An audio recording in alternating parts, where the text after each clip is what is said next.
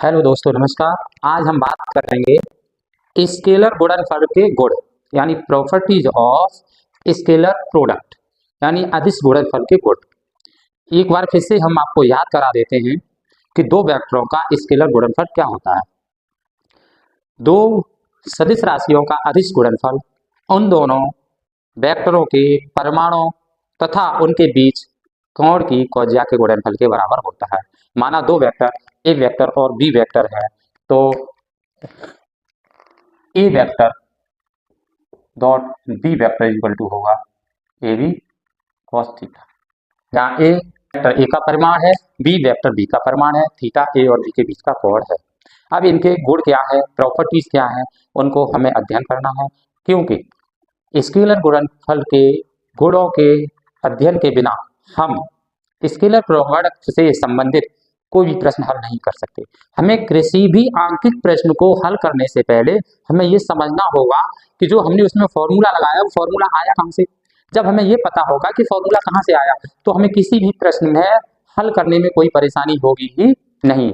तो आइए हम अध्ययन करते हैं प्रॉपर्टीज ऑफ स्केलर प्रोडक्ट। पहला है गुण, दो वेक्टरों का स्केलर गुणनफल धनात्मक, शून्य या ऋणात्मक हो सकता है। पहली प्रॉपर्टीज है, दो वेक्टरों का स्केलर गुणनफल धनात्मक, कॉमा शून्य शून्य तथा ऋणात्मक हो सकता है। इसे हम प्रूव करते हैं, कैसे हो सकता है। नंबर फर्स्ट, जब theta is less than 90 degree, यानी थीटा का मान 90 से छोटा है, कम है, तब गुणनफल धनात्मक होगा। Second, theta is equal to 90 degree, cos 90 का मान 0 होता है, अतः तब गुणनफल 0 होगा यानी शून्य होगा। Third, theta is greater than 90 degree, जब थीटा का मान 90 डिग्री से अधिक है, तब गुणनफल ऋणात्मक होगा। क्यों होगा, इसे आप समझ लें। थीटा का मान 90 डिग्री से पहले हम कोई भी कोण ले लें तो धनात्मक होता है, जैसे cos 0 का मान 1, cos 30 का मान √3/2, cos 45 का मान 1/2, cos 60 का मान 1/2 और cos 90 पे आ जाते हैं बराबर पर, तब 0। इससे ऊपर चलते हैं, कोई भी मान ले लेंगे हम, उसका मान ऋणात्मक होता है, जैसे cos 180 का मान, cos 120 का मान, cos 120 का मान कितना होता है, -1/2। आगे नंबर 2, दूसरी प्रॉपर्टीज क्या है आपकी, सेकंड प्रॉपर्टीज नंबर 2, दो वेक्टरों का स्केलर गुणनफल क्रम विनिमय होता है। क्या होता है, दो वेक्टरों का स्केलर गुणनफल क्रम विनिमय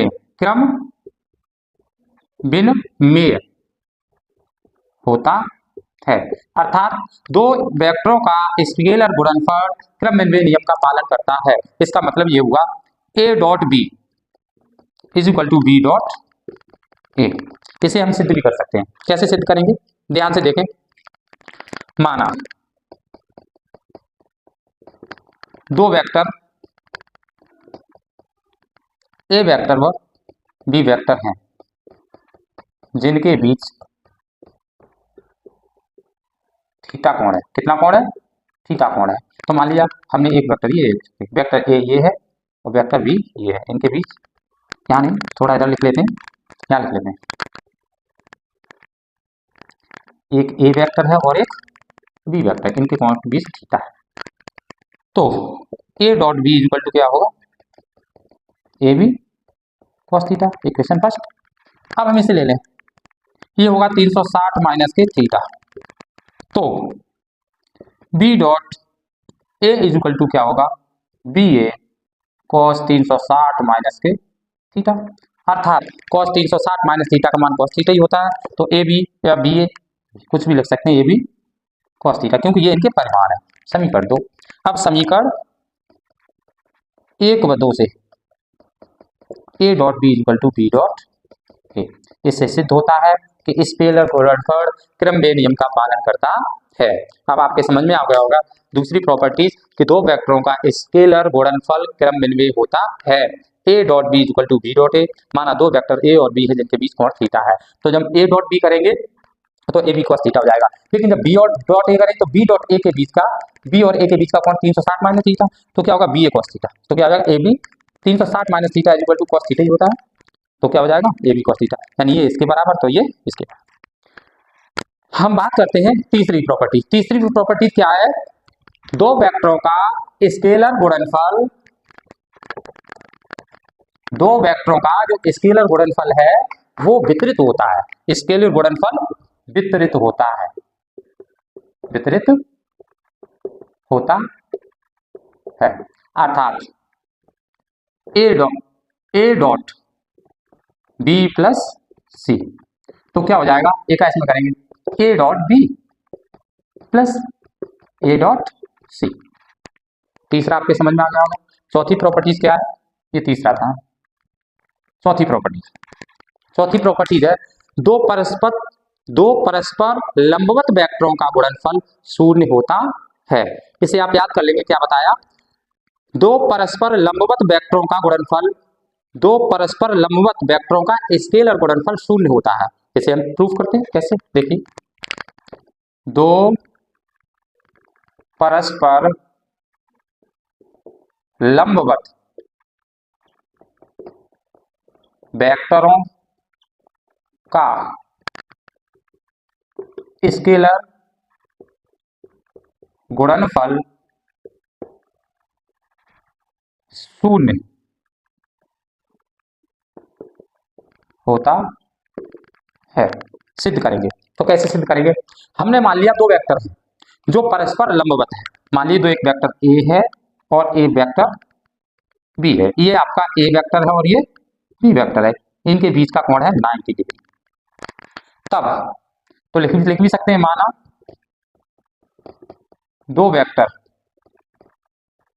ए वेक्टर व बी वेक्टर हैं जिनके बीच 90 डिग्री कोण है, या ये लिख सकते थे माना दो वेक्टर ए और बी है जो एक दूसरे के लंबवत है, तो A vector dot B vector equal to क्या होगा, A B cos 90 degree, cos 90 का मान 0, तो ये 0 हो जाएगा, अतः A dot B equal to 0, यानी दो परस्पर लंबवत वेक्टरों का स्केलर गुणनफल शून्य होता है।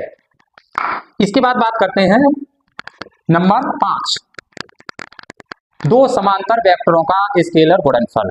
क्या, दो समांतर वेक्टरों का स्केलर गुणनफल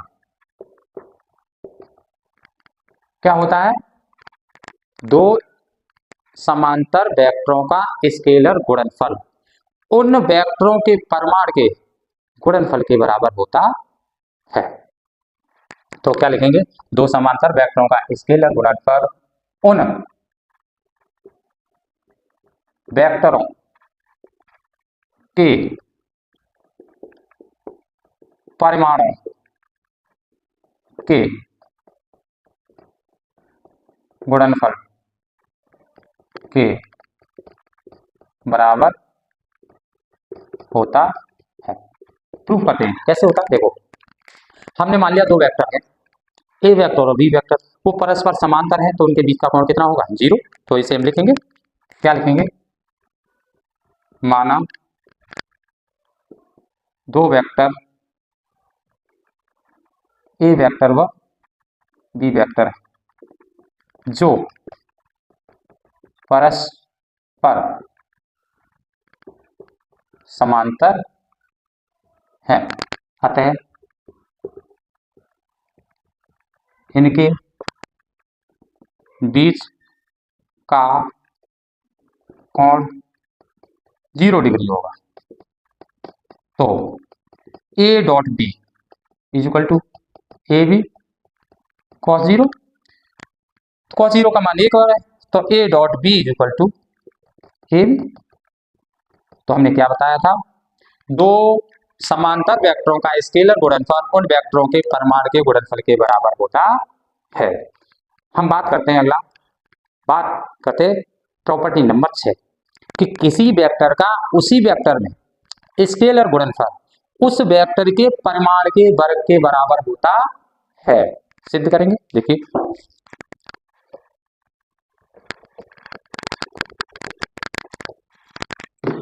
प्रॉपर्टी नंबर है आपकी ये 6। क्या किसी वेक्टर का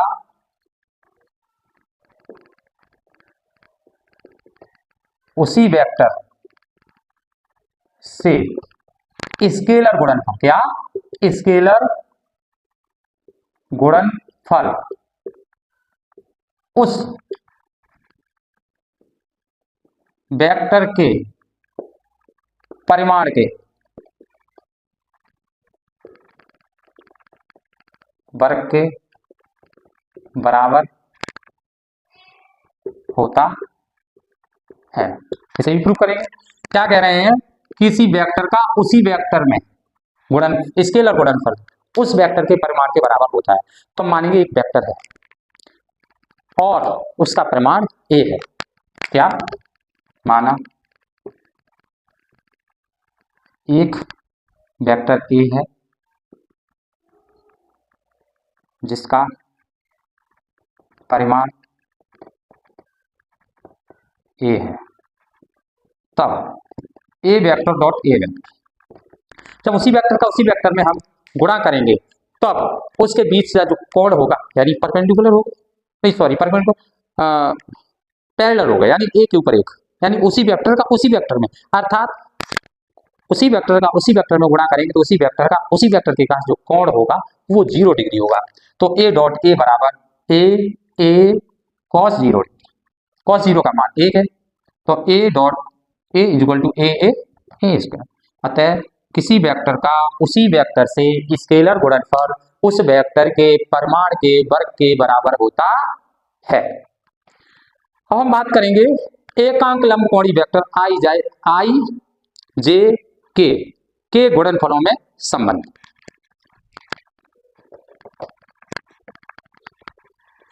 क्या बताया, प्रॉपर्टी नंबर 7।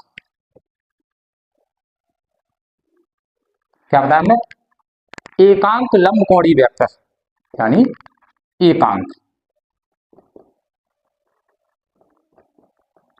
लंबकोणीय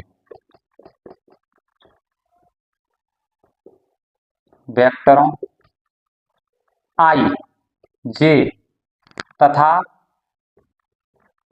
के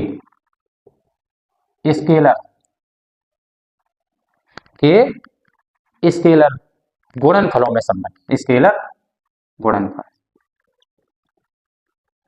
संबंध लिखो, ये लिख सकते हैं एकांक लंबकोणीय वेक्टर आई जे के स्केलर गुणनफल क्या है, या संबंध आई जे के स्केलर गुणनफल में संबंध। तो हम जानते हैं एकांक वेक्टर आई, इसका परिमाण 1 होता है, जे का भी 1 होगा और के का भी 1 होगा। तो जब हम एकांक वेक्टर का किसी दूसरे एकांक वेक्टर से गुणा करते हैं, अर्थात हम करते हैं आई, क्या आई डॉट जे, आप जानते हो ये और ये उधर को है, हमने खींच इधर दिया है, ये आई ये जे और ये के, ये एक्स एच के अंदर, ये वाई एच के अंदर और ये जेड, ये 90 डिग्री, इससे भी संबंध इसका 90 होगा, इससे भी। तब आई डॉट जे क्या होगा 1 इंटू 1 और कॉस 90। अब कॉस 90 डिग्री का मान होता है 0, तो आई डॉट जे बराबर 0। इसी प्रकार J dot K is equal to 0 और K dot I is equal to 0।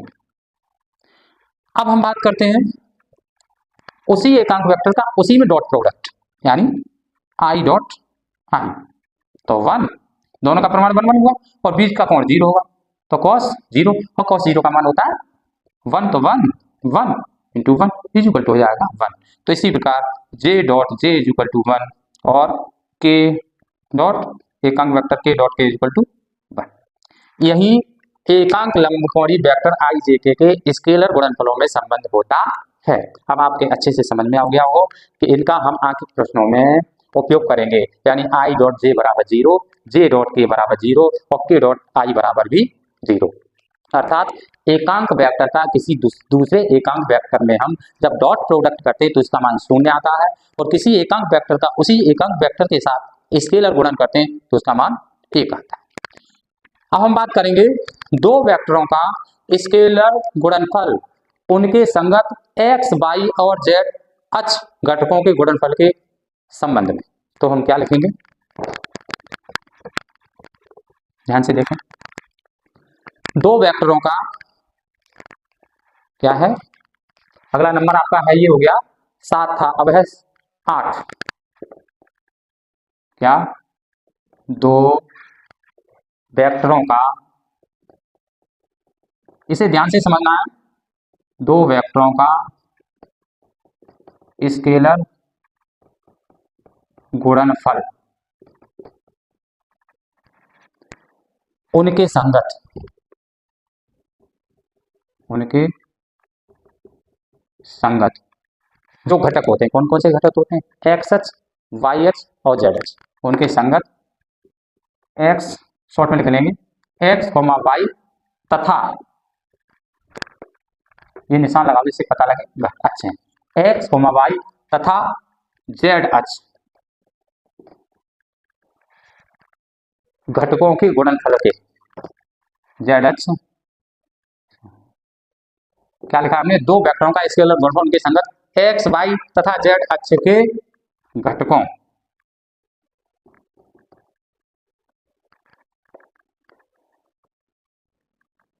के पदों में। फिर से समझ लें, दो वेक्टरों का स्केलर गुणनफल उनके संगत एक्स अक्ष, वाई अक्ष और जेड अक्ष के घटकों के पदों में। अब हम इसको निकालेंगे, क्या होता है, इसके लिए हम मानते हैं दो वेक्टर हैं, ए वेक्टर और बी वेक्टर, जिनके हमें 3 विमीय रूप में लिखना होगा। तो हम लिखेंगे माना दो वेक्टर ए वेक्टर तथा बी वेक्टर हैं, तब इनका मान 3 विमीय घटकों के रूप में निम्न होगा। समझे ध्यान से, क्या होगा, A vector is equal to A X I plus A Y J plus A Z के।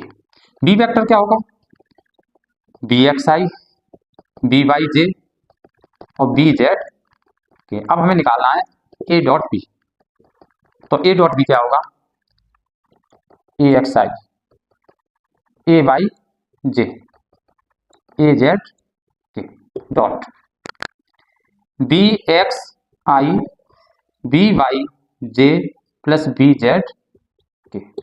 इसको हम हल करेंगे, इसका इन सब में गुणा, फिर इस पद का इस तीनों में गुणा, फिर इसका तीनों में गुणा, तो क्या होगा, ए एक्स और बी एक्स, और क्या हो जाएगा आई डॉट आई। ध्यान से देखें, इसका पहले इसमें, अब इसका इसमें करेंगे तो क्या होगा, ए एक्स बी वाई और आई डॉट जे। अब इसका इसमें करेंगे, क्या होगा, ए एक्स और बी जेड, क्या होगा, आई यानी आई डॉट के प्लस, अब इसको लेंगे ए वाई का, तो ए वाई प्लस बी एक्स और क्या होगा, J dot I, J dot I plus इस पद का भी इस पद में, यानी A Y into B Y और जे डॉट जे। अब हम ए वाई का इसमें करेंगे तो क्या होगा, A Y plus B Z, B Z और क्या हो जाएगा, जे डॉट के प्लस अब ए जेड का इन तीनों पदों में गुणा करें, क्या होगा, ए जेड ए एक्स के डॉट आई प्लस अब इसमें करेंगे ए जेड बी वाई के डॉट जे प्लस अब ए जेड का बी जेड में, तो ए जेड टू बी जेड क्या होगा के डॉट। अब आप जानते हैं कि आई डॉट आई, जे डॉट जे और के डॉट डे के एकांत वेक्टरों का मान 1 होता है, जबकि आई डॉट जे हो या जे डॉट आई हो, आई डॉट के हो या के डॉट आई हो, इन सब का मान 0 होता है क्योंकि एक दूसरे के लंबवत होते हैं। अतः यहां लिख सकते हैं be know that I dot I is equal to J dot J is equal to K dot K is equal to 1, I dot J बराबर जे डॉट के बराबर K dot I is equal to 1। अतः A dot B बराबर, आप देखें इसका मान क्या होगा, ए एक्स और बी एक्स, इसका मान 1 हो जाएगा प्लस ये आपका 0 हो जाएगा, ये 0 हो जाएगा और ये आपका 0 हो जाएगा, क्या बचेगा A Y plus B Y, यानी A Y into B Y plus, देखिए यहाँ जे डॉट के 0 हो जाएगा, के डॉट जे 0 हो जाएगा, के डॉट जे 0 हो जाएगा और के डॉट के बराबर का मान 1 है, तो ए जेड और बी जेड।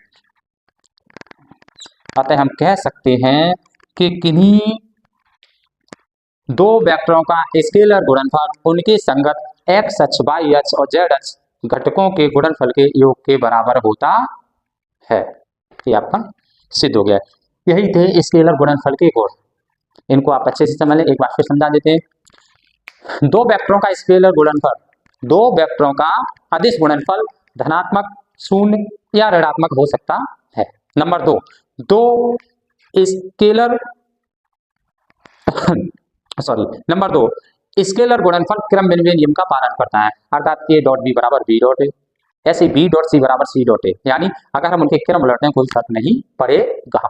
नंबर 3, क्रम विनिमय नियम का पालन करता है, यानी जो स्केलर गुणनफल है वो क्रम विनिमय नियम का पालन करता है। अगर हम क्रम बदल दें, यानी ए डॉट बराबर A dot B plus C, तो क्या होगा A dot B plus A dot C.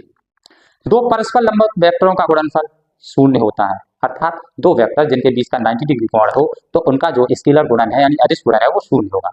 दो समांतर वेक्टरों का स्केलर गुणनफल उन दोनों वेक्टरों के परिमाण के गुणनफल के बराबर होता है, अर्थात दो वेक्टर जो समांतर है अर्थात उनके बीच का कोण 0 है, तो उनका जो गुणनफल है वो उन दोनों वेक्टरों के परिमाण के गुणनफल के बराबर होगा। किसी वेक्टर का उसी वेक्टर में स्केलर गुणनफल उस वेक्टर के परिमाण के वर्ग के बराबर होता है। नंबर आपका 7, एकांक लंब कोणीय वेक्टर आई जे और के में संबंध क्या होता है, आई डॉट आई बराबर जे डॉट जे बराबर के डॉट के, यानी उसी एकांक वेक्टर का उसी एकांक वेक्टर में स्केलर गुणन 1 होता है, जबकि किसी एकांक वेक्टर का दूसरे एकांक वेक्टर यानी घटक में स्केलर गुणनफल 0 होता है, क्योंकि ये एक दूसरे के लंबवत होते हैं और cos 90 का मान 0 होता है। जैसे आई डॉट जे बराबर 0, जे डॉट के बराबर 0 और के डॉट आई बराबर 0।